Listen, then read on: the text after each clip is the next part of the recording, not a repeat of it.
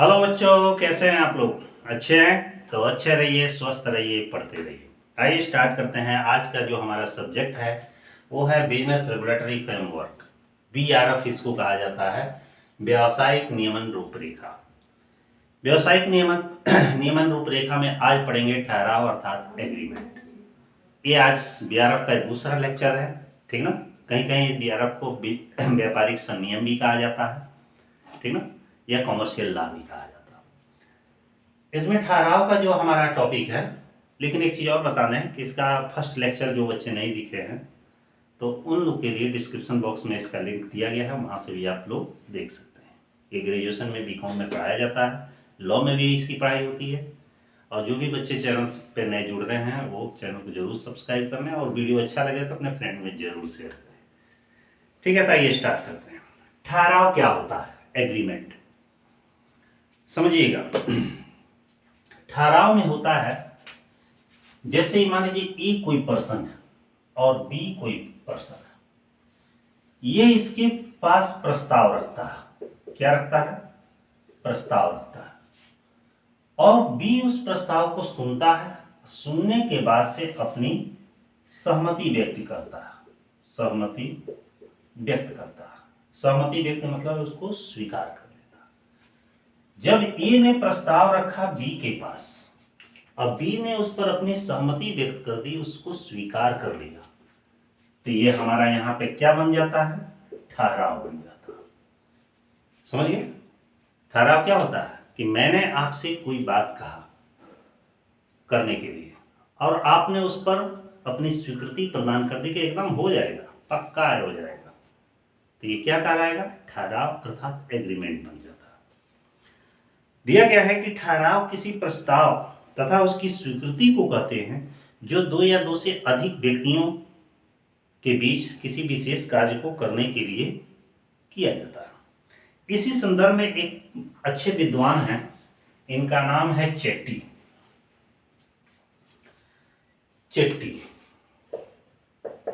इन्होंने ठहराव का एक डेफिनेशन दिया है। इनके अनुसार इनका कहना है कि एक प्रस्ताव जब उचित रीति से स्वीकृति हो जाती है, स्वीकृत हो जाता है, तो उसे ठहराव कहा जाता है। यह क्या कहे कि एक प्रस्ताव जब उचित रूप से स्वीकृत हो जाती है,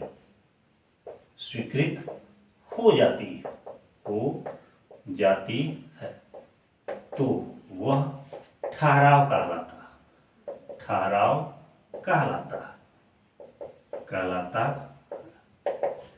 ये इनका डेफिनेशन है।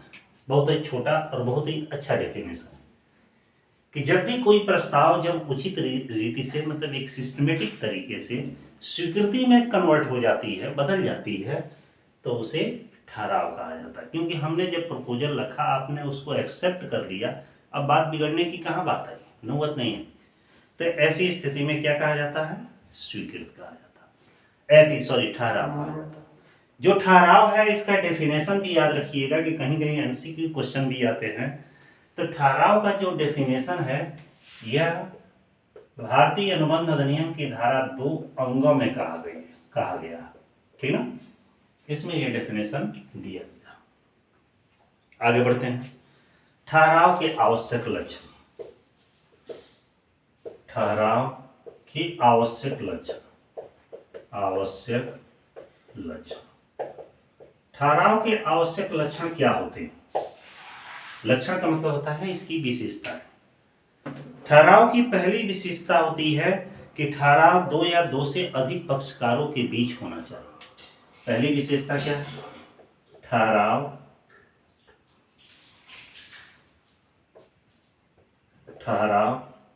दो या दो से अधिक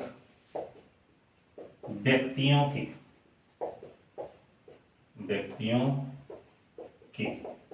बीच होनी चाहिए।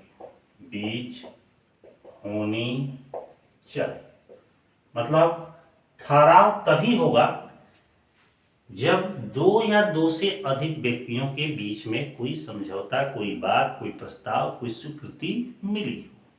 ठीक है। अकेले आदमी ना कोई प्रपोजल रख सकता है, ना उसको एक्सेप्ट कर लेता है, ना कर सकता है, करने का तो कर ही सकता है, लेकिन वो प्रपोजल अपनी अंतरात्मा से किया जाता है। किसी दूसरे के सम्मुख जब हमें करना होगा और जब उस पर स्वीकृति मिलेगी तभी वो ठहराव माना जाएगा। दूसरा, स्वतंत्र सहमति का होना। स्वतंत्र सहमति का होना, सहमति का होना। ठहराव तभी माना जाएगा जब उस पर स्वेच्छापूर्वक स्वतंत्र सहमति मिली। ऐसा भी तो हो सकता है, मैंने आपके पास प्रपोजल रखा और डरा धमका के कहे कि नहीं इसको मानना ही मानना है, आप कह दिए हाँ मान लिए, तो वहां पे ठहराव नहीं हुआ। ठहराव का यहाँ मतलब हो गया मैंने स्वेच्छापूर्वक एक प्रपोजल रखा और आपने उस प्रपोजल को स्वीकार कर लिया, इसमें मेरा कोई दबाव नहीं है, आपकी स्वतः अपनी अंतरात्मा अपनी इच्छा के अनुसार आपने किया, स्वतंत्र सहमति, तभी जाकर ठहराव उत्पन्न हो। अगला है दायित्व उत्पन्न होना। तीसरा है दायित्व उत्पन्न होना। दायित्व उत्पन्न होने का मतलब क्या होता है कि जब भी कोई प्रस्ताव रखा जाता है, अगला स्वीकृति देता है और एग्रीमेंट बनकर तैयार हो जाता है, तो वहां पे ध्यान दीजिएगा, वहां पे तब क्या होता है, वहां पे एक लायबिलिटीज उत्पन्न हो जाती है, एक दायित्व उत्पन्न हो जाता है कि भाई अब अगले ने प्रस्ताव रखा, हमने स्वीकृति दे दी है, एग्रीमेंट बन गया, तो हमें पूरा करना ही करना है। तीसरा है मानसिक स्वीकृति, पारस्परिक संसूचना। एक चौथा पारस्परिक संसूचना। ये क्या होता है पारस्परिक संसूचना? किसी प्रस्ताव के प्रति केवल मानसिक ठहराव की जो सूचना होती है, ठीक है, मानसिक ठहराव की संसूचना का मतलब है कि किसी ने प्रपोजल रखा, अगले ने स्वीकृति दी, लेकिन उसको माइंड के डाइवर्ट करके नहीं किया गया, एक नॉर्मल तरीके से किया गया और एक दूसरे को इन्फॉर्म करके किया गया। संसूचना मतलब है इन्फॉर्म करके। जैसे मान लीजिए ऐसे भी हो सकता है कि एक प्रस्ताव सीधे मैं आपके सम्मुख रखूं, आप सीधे उसको स्वीकार कर दिए, तो सीधे ठहराव बन जाएगा। लेकिन कभी कभी ऐसा है कि मैं किसी थर्ड पार्टी के माध्यम से आपके पास वो मैसेज दिलवाता हूँ कि भाई वो कह देना कि फला ऐसा कह रहे थे, कर देने के लिए आप भी किसी थर्ड पार्टी से सूचना भेजवा दिए, ठीक ना, तो यहाँ भी ठहराव बनेगा, लेकिन ये उतनी अच्छी ठहराव नहीं होगा। जो ठहराव हमारे आपस में एक विचार विमर्श करके एक दूसरे को इन्फॉर्म करके, ठीक ना, क्लियर की जाती है, वो सही ठहराव माना जाता है। एक होता है परिणाम। परिणाम क्या होता है? रिजल्ट। रिजल्ट का मतलब होता है कि जब प्रपोजल रखा गया और अगले ने स्वीकार किया, ठहराव बना, ठहराव को जब पूर्ण जब कर दिया जाता है, चाहे वो अच्छा हो चाहे बुरा हो, उसके हिसाब से जैसा भी हो, तो रिजल्ट कहलाता है। इस संदर्भ में एक चीज कहा गया है कि सब अनुबंध ठहराव होते हैं, किंतु सब ठहराव अनुबंध नहीं होते। एक परिभाषा दिया गया है कि सब अनुबंध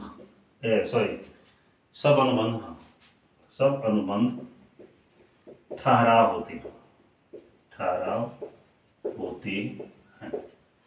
लेकिन सभी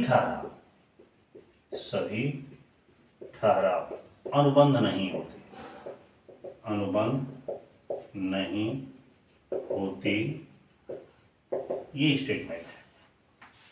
इसके कहने का मतलब है कि जितने भी अनुबंध होते हैं, कॉन्ट्रैक्ट होते हैं, समझौते होते हैं, वो ठहराव कहलाते हैं। ठहराव का मतलब मैंने बात रखा, आपने स्वीकार कर लिया, ठहराव तो बन गया, ये अनुबंध तो बन गया। लेकिन सभी ठहराव अनुबंध नहीं होते। मतलब कि मैंने कहा करना है, आपने कहा हम कर देंगे, तो इसका मतलब नहीं है कि वो हो ही गया। इसीलिए इसको कहा गया है कि जितने भी कॉन्ट्रैक्ट होते हैं वो हमारा एग्रीमेंट कहलाता है, लेकिन सभी एग्रीमेंट कॉन्ट्रैक्ट नहीं कहलाते, क्योंकि वो पूर्ण ही नहीं होते।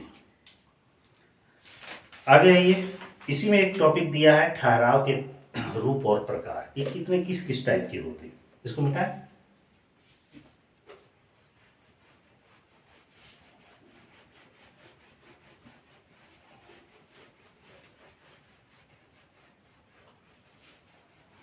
ध्यान दीजिएगा, ठहराव के रूप और प्रकार।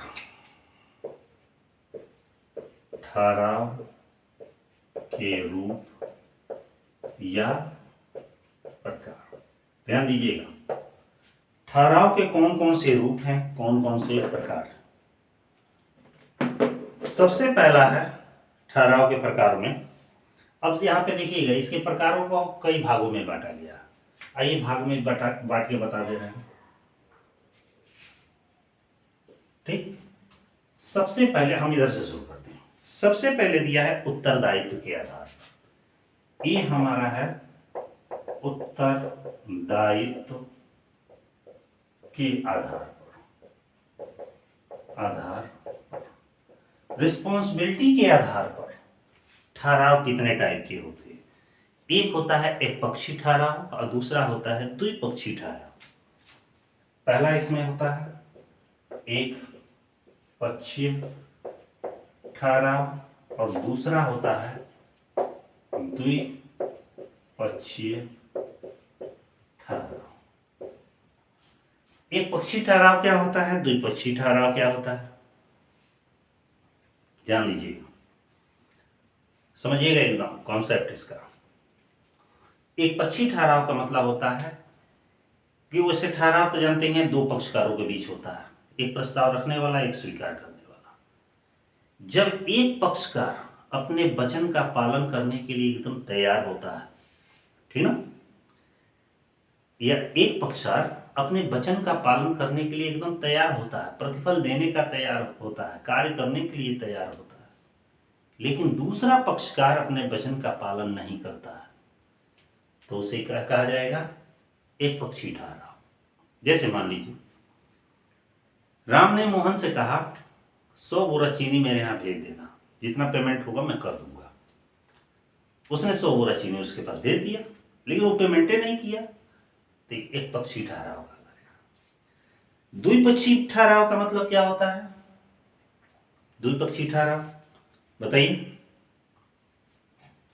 कि ऐसे ठहराव जो दो पक्षों के बीच में होता है, ऐसे ठहराव जिसके दोनों पक्षकार अपने वचनों का पालन नहीं करते, वचनों से मुकर जाते हैं, तो उसे द्विपक्षी ठहराव कहा जाता है। एग्जाम्पल, राम ने मोहन से कहा मैं 100 बोरा चीनी मेरे यहाँ भेज देना, जो पेमेंट होगा मैं दे दूंगा।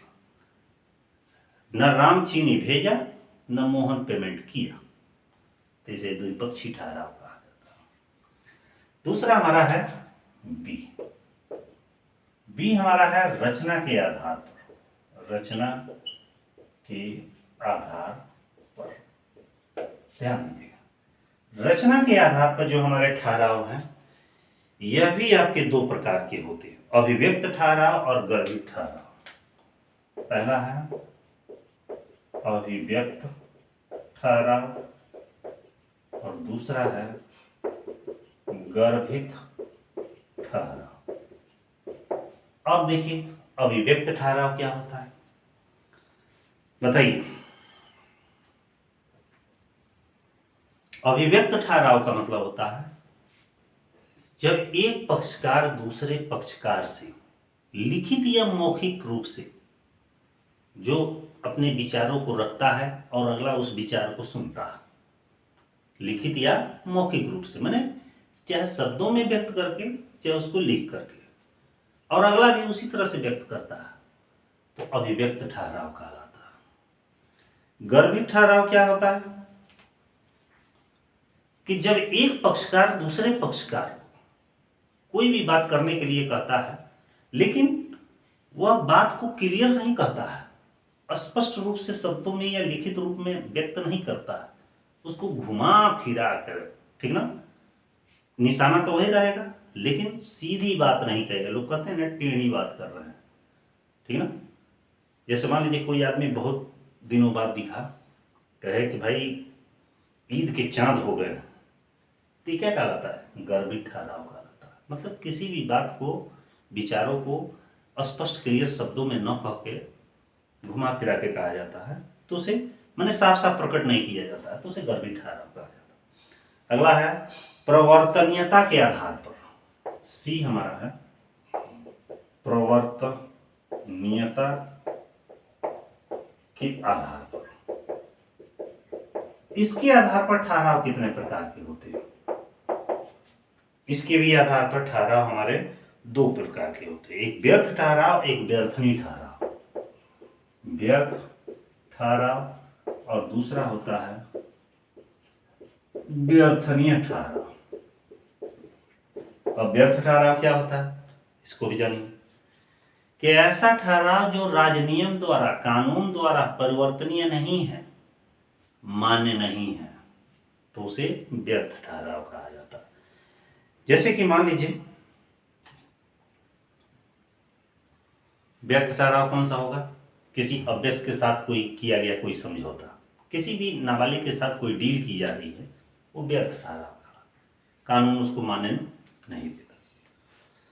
अगला है व्यर्थनी ठहराव। जब कोई ठहराव एक पक्षकार या एक से अधिक पक्षकारों की इच्छा पर राजनियम द्वारा परिवर्तनीय हो, ठीक है, तो उसे व्यर्थनी ठहराव कहा जाता है। व्यर्थनी ठहराव मतलब होता है कि जैसे एग्जाम्पल मैं बता रहा हूं कि किसी अनुचित बल का प्रयोग करते हुए या अनुचित प्रभाव दिखाते हुए या धोखा देते हुए बात को मनवा लिया जाता है करने के लिए, तो उसे व्यर्थनी ठहराव कहा जाता है। जैसे मैंने कहा कि भाई मेरा ये काम कर देना और समझ लेना नहीं करोगे तो, ऐसे मैंने कहा, और अगले ने डर के, भय के मारे या किसी के दबाव के मारे उस बात को स्वीकार कर लेता, मैंने उस कार्य को करने के लिए, तो उसे व्यर्थनी ठहराव कहा, जिसमें अनुचित बल का प्रयोग किया जाता है। फिर आइए डी में।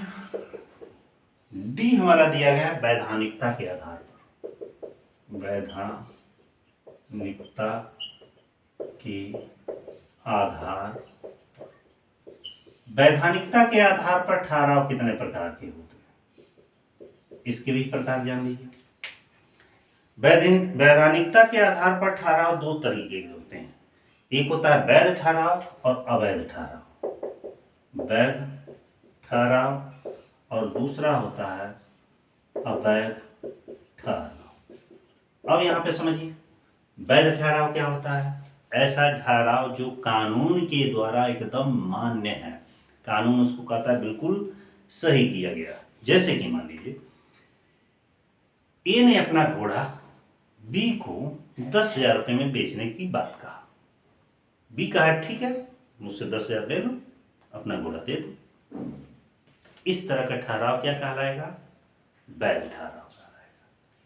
मान लीजिए कि आप है, हमसे बात करें कि मेरी बाइक 30,000, 30,000, 50,000 रुपये में ले लीजिए, लेंगे? मैंने कहा बिल्कुल लेंगे, दीजिए पैसा, अपना सामान दीजिए। ये भी वैध ठहराव कहलाएगा। मैंने दो पक्षकारों के बीच में एकदम स्वतंत्रता पूर्वक, लीगल तरीके से, कानूनी रूप से जो एग्रीमेंट, जो समझौता होता है, वो वैध ठहराव कहलाता है। एक होता है अवैध ठहराव। अवैध ठहराव का मतलब होता है ऐसा ठहराव जो कानून के द्वारा मान्य नहीं है। जैसे मान लीजिए कोई बाजी लगाने का ठहराव, इसको कई नामों से जाना जाता है, ठीक है, बाजी लगाने का ठहराव, ये क्या कहलाता है? व्यर्थ ठहराव कहलाता है, अवैध ठहराव कहलाता है। मान लीजिए कि कोई शर्त लगाए कि हमने ये छलांग लगाई तो 100 रुपये मैं दे दूंगा, पता नहीं उसका हाथ पैर टूटेगा कि क्या होगा, तो ये क्या कहलाएगा? व्यर्थ ठहराव। मतलब उसमें शर्त लगाई जाती है कि भाई कि ये काम हो जाएगा तो मैं ये दे दूंगा। अब वो कैसा है कैसा नहीं है, तो इस तरह का जहाँ बाजी लगाने की बात आती है, ठीक ना, जैसे मान लीजिए कि रेस हो रही है, साइकिल रेस हो रही है, मोटरसाइकिल रेस हो रही है, दौड़ रेस हो रही है। अब हमने शर्त लगाया, सट्टा लगाया कि भाई ये पार्टी जीतेगा, 1 नंबर का खिलाड़ी जीतेगा, 5 नंबर का खिलाड़ी जीतेगा, ये जीत जाएगा तो इस पे जो सट्टा लगाएगा उसको इतना मिलेगा, उतना मिलेगा। इस तरह के जो ठहराव होते हैं वो अवैध ठहराव कहलाते हैं। अगला है निष्पादन की सीमा के आधार पर।